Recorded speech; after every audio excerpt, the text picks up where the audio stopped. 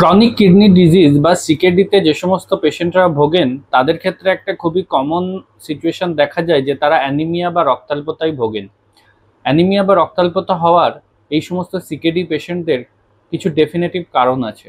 Erythropoietin বলে একটা জিনিস ক্ষরণ হয় কিডনি থেকে, যেটার কাজ হচ্ছে আমাদের বোন ম্যারোতে গিয়ে লোহিত রক্তকণিকা বা আরবিসি প্রোডাকশন এই জিনিসটাকে স্টিমুলেট করা। সিকেডি পেশেন্টদের ক্ষেত্রে এরিথ্রোপয়েটিন ক্ষরণের পরিমাণ কমে যায়, সেই কারণে এদের একটা অ্যানিমিয়া হওয়ার টেন্ডেন্সি থাকে। সেকেন্ড জিনিস সেটা হলো যে ঠিকভাবে কিডনি কাজ করতে পারছে না বলে আমাদের যে মেটাবলিক ওয়েস্ট প্রোডাক্ট সেগুলো কিন্তু ক্লিয়ার হয় না।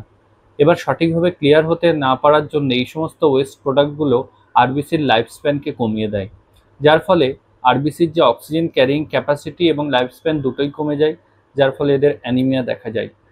৩ নাম্বার যে কারণ সেটা হচ্ছে এই সিকেডি পেশেন্টদের ক্ষেত্রে দেখা যায় যে একটা ক্রনিক ইনফ্ল্যামেটরি স্টেজের মধ্যে তারা থাকে, তাদের হেপসিডিন ক্ষরণ হয়। এই হেপসিডিনটা কি করে, আয়রন অ্যাবজর্পশন হতে দেয় না, যার ফলে প্রপার আয়রন অ্যাবজর্পশন না হলে আরবিসি তৈরি হয় না। এবং ফাইনাল যে কারণ যে জিনিসটা সেটা হচ্ছে যে এরা সিকেডি পেশেন্ট যারা তারা নিউট্রিশনালি ভেরি পুয়ার হয়, ঠিকভাবে খাওয়া দাওয়া করে না, ওয়েট লস হয়।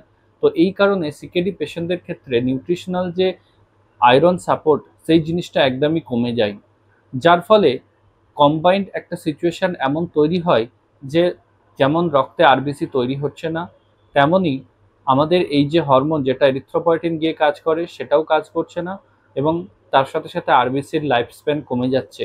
একটা কম্বাইন্ড এফেক্ট হিসাবে সিকেডি পেশেন্টদের ক্ষেত্রে দেখা যায় যে তারা রক্তাল্পতা বা অ্যানিমিয়ায় ভোগেন।